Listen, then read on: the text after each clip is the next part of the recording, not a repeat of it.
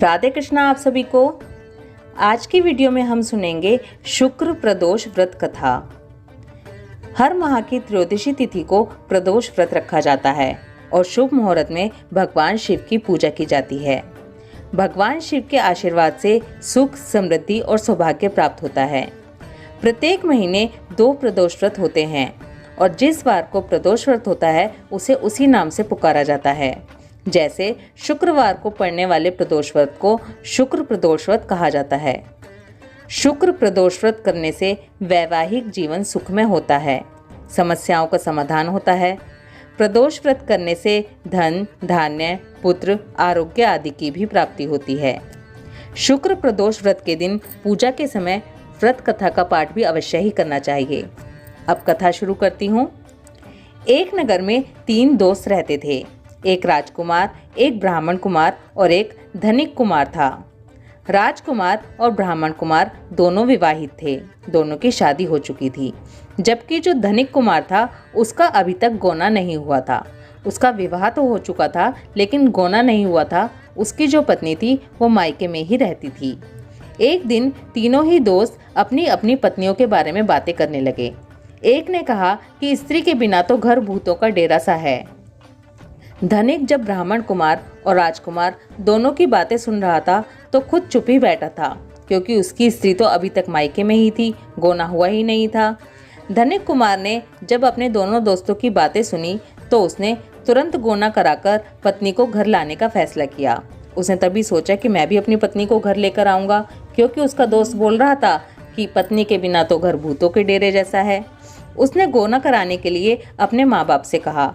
उन्होंने उसे समझाया कि शुक्र देव अभी अस्त हैं, ऐसे में गोना कराना शुभ नहीं है। उसे खूब समझाया, बार बार समझाया। उसे पंडित जी से भी समझवाया, घर के बड़े बुजुर्गों ने भी समझाया, लेकिन वह नहीं माना और अपने ससुराल पहुंच गया। वहां पर भी लोगों ने उसे बहुत समझाने की कोशिश की। जो उसकी सास, ससुर और जो भी उसके ससुराल वाले थे उन्होंने उसे बहुत समझाया, लेकिन वो जिद पर अड़ा रहा। अब ये सब देखकर कन्या के माता पिता ने अपनी बेटी को दामाद के साथ विदा कर दिया। कहने लगे ये तो मान ही नहीं रहे, जैसे भी हो उन्होंने उनका गोना कर दिया। अब दोनों जैसे ही बैलगाड़ी पर सवार होकर नगर से बाहर निकले, वैसे ही बैलगाड़ी का एक पहिया टूट गया। थोड़ी दूर चले बैल की एक टांग भी टूट गई। धनिक कुमार और उसकी पत्नी को भी चोट आई, लेकिन वो फिर भी चलते रहे। थोड़ी दूर जाने पर डाकुओं ने उन पर हमला कर दिया और उनका सब कुछ लूट कर ले गए। इस तरह से दोनों पूरे रास्ते इतने परेशान हो गए, उनके पास कुछ भी नहीं बचा। जैसे तैसे दोनों घर पहुंचे तो वहां पर धनिक कुमार को सांप ने डस लिया। वैद्य को बुलाया गया। वैद्य ने धनिक कुमार की हालत देखी और ये घोषणा कर दी कि ये तो 3 दिन का ही मेहमान है, 3 दिन के अंदर ही इसकी मृत्यु हो जाएगी। वहां पर तो रोना धोना मच गया। उसकी पत्नी, सास, ससुर सभी रोने लग गए। धनिक कुमार के माता पिता, उनका तो रो रो कर बुरा हाल था। ऐसे में ये सूचना धनिक कुमार के दोस्तों को दी गई, जो ब्राह्मण कुमार और राजकुमार था। जैसे ही इस बात की सूचना ब्राह्मण कुमार को मिली तो वो अपने मित्र को मिलने के लिए पहुंचा और उसने उसके माता पिता से कहा कि ये शुक्र प्रदोष व्रत रखने से ठीक हो जाएगा। ये अपनी पत्नी का गोना करा कर लाया है। इस समय शुक्रदेव अस्त थे, इसलिए ये सब कुछ हुआ है।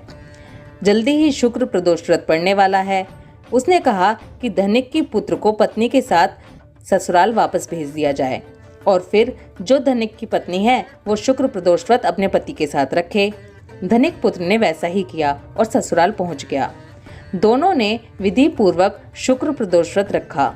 भगवान शिव की कृपा से उसकी हालत ठीक होने लगी और सभी कष्ट दूर भी हो गए। उसके जीवन में सुख और समृद्धि फिर से आ गई। तब अच्छा मुहूर्त देखकर उसने अपनी पत्नी का गोना कराया। इस प्रकार से जो भी शुक्र प्रदोष व्रत रखता है और कथा का पाठ करता है उसके दुख दूर होते हैं, जीवन खुशहाल होता है, सुख एवं सौभाग्य बढ़ता है। हे भगवान शिव, हे भोलेनाथ, हे शुक्रदेव, जैसे आपने धनिक की और उसकी पत्नी की लाज रखी, उन्हें जीवन दान दिया, सुख समृद्धि दी, ऐसे ही कहानी कहते सुनते हुंकारा भरते सबकी बुद्धि ठीक रखना, सबको सुख समृद्धि देना। बोलो भोलेनाथ भगवान की जय, गौरा मैया की जय, शुक्रदेव भगवान की जय। राधे कृष्णा।